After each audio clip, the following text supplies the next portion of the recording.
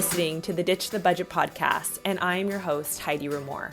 I'm a wife, a mom of 2 young boys, and I've spent the last 17 years in financial services as a licensed financial planner, insurance specialist, and debt crusher.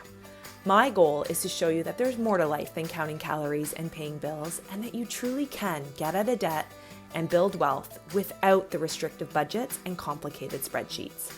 So if you're ready to reduce your financial stress and truly live the life of your dreams, then tune in and let's do this. Welcome back to the Ditch the Budget podcast. Today's episode, before you press pause or skip or delete, it's super important, super important, and it often gets missed in most DIY financial plans, to be honest. This is a step that I have my clients do from the very beginning, and they often skip over it. I keep harping on them to go back and do it and complete it because it's so important, and that is to define your financial goals. Look at it from the short term, the medium term, the long term. I'm going to be diving into what I mean by that and giving you examples of what I commonly see.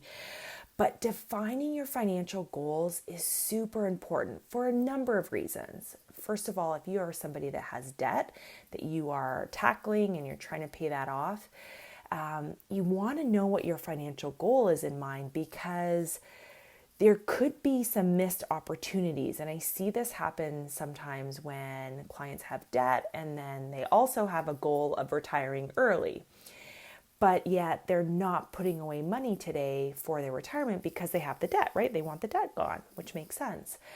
But if you really understand, the value of money, the time value of money, and also compound interest, you know that the longer that your money is invested, just the better it is for you. And now, again, this is not any investment advice or anything like that. You should always go and talk to a financial professional. But in my opinion, you have to really understand your goal and be on the same page, especially if you have a partner. If you have a spouse, a partner that you share children with, or kids, or finances, you're going to want to be on the same page with that person. But I definitely think that this step is super important. What do you want, right? Where are you going with your finances?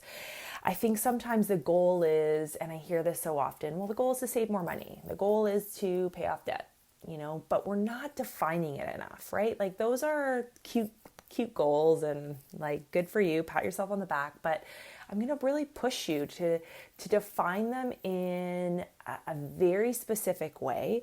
I want you to, really look at why, because I'll tell you, if you're somebody that has debt, paying off debt is not fun, right? I think we can all agree with that. I would much rather be spending my money on, a brand new Tesla than, putting money on debt. And I think that we can all agree with that. So there's much more fun ways to spend our money than putting it on credit card debt. However, we need to truly understand our financial goal, because our goal, yes, is to pay off the debt, for example.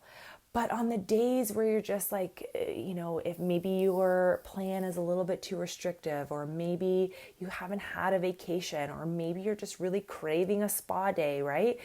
If we're too focused and inflexible with our financial goal and really don't understand the impact that spending money on a certain item, might delay retirement. You want to retire 5 years earlier. Does it really matter if it's 5 years and 1 month early? Like, let's just keep things in perspective here. And I feel like we just really skip over this piece and we don't define it enough. If you were to tell me, for example, that you want to lose weight, I would say, great, that's awesome. As long as you're doing it for the right reasons, whatever the case may be, that's a whole other issue. But let's say you say, I want to lose weight. I think we can all agree that there's a very, that's wonderful and awesome, but like, how much weight do you want to lose and by when? Losing a pound in 30 days, that sounds great. That sounds achievable. But losing 30 pounds in 30 days, the time horizon doesn't really line up, right? Or giving yourself a year to lose 1 pound. It's like not very exciting, right? If you don't have a lot of weight to lose, it might not be as, motivating to continue to follow your plan, especially if you're not seeing results right away. The same is true if you have a lot of weight to lose, right? And so we can look at that as, in terms of our finances, in very, very similar fashion. You'll often hear me on this podcast talk about the correlation between our fitness, our health with our finances, because the two are so linked. Like, it's crazy to me. And I want to share that with all of you. So if you can learn anything from today's episode, it's really to define those financial goals. So what do you do? How do you do that? What am I talking about when I say define your financial goals? Well, you want to look at 3 key time horizons. The first one is the short term, right? That's the next 6 to 18 months. This arguably is the most important time horizon, especially if you have debt. And here's why. If you have a lot of debt, or if you are somebody that just has debt that you're trying to pay off, and you're, maybe chipping away at it, you might not have a lot of available extra dollars to throw at that debt currently, especially in our environment, with the pandemic. You might want to be saving. Maybe your financial priorities have changed over the last few months. That's happened to a lot of my clients. Part of their goal was originally to pay off a certain debt by a certain time horizon. We've had to really go back to the drawing board, because now building an emergency fund because of job stability is more important, right? So you have to really look at that. But I think we should have a short-term goal. The next 6 to 18 months, that's how I define short-term. And why this is so important to majority of clients that I work with is because it's just like with weight loss, right? It takes you years and years and years before you lose a pound, you're probably not going to stay on course, right? You're probably going to fall off track because you just feel like you're in a hamster wheel. You're not getting anywhere, but you're just not seeing it. And we're impatient human beings, right? We're human. We're very impatient. So, if I told you it's going to take you 5 years before you lose 1 pound, but you have to keep stay true to the course, stick to the plan, it's going to be very, very difficult to stay motivated. The same is true with finances, right? Of course, we want to pay off that debt as quickly as possible, but sometimes it's just not possible to get it done shorter than 5 years from now. So, I really look at building in some sort of financial, call it a reward, call it a goal that you can achieve with your finances, with your hard-earned dollars within the next 6 to 18 months that makes it feel like it's all worthwhile, right? Look at me, I'm paying off my debt, I'm paying down my debt, and I still was able to afford a weekend away with my spouse, and I was still able to afford going on a date night, and I was still able to afford, insert your goal, your short-term goal here, right? And this is really, truly important, because on the days where you feel like you just want to go and enjoy your money, you should be able to.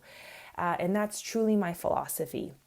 Let's be an adult about it. Let's be responsible. If you have a ton of debt, if you're overextended, you're not paying your bills, your home is about to foreclose. Obviously, I'm not telling you to go and get a manicure because that brings you joy. I think we have to be responsible and put on our big girl pants. But I also believe that for most of us, we have debt that's quote unquote manageable.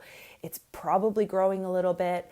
We're not really truly aware of why it's happening because our incomes are relatively good, and it just doesn't seem like we seem to be getting ahead. In fact, it seems like we're going 2 steps kind of backwards every single year.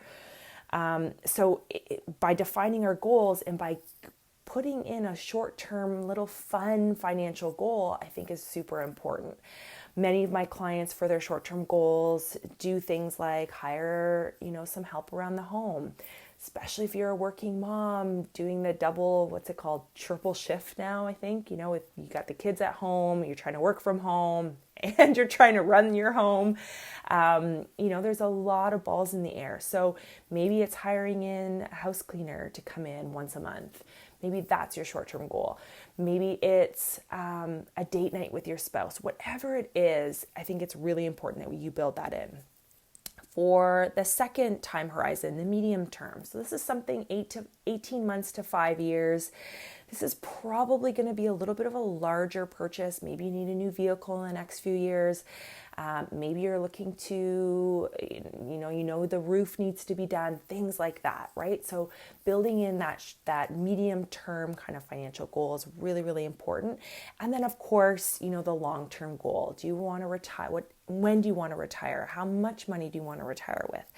And if you don't know the answers to these questions, that's okay. You're not alone, okay? Please hear me when I say this. You are not alone if you don't know the answers to these questions.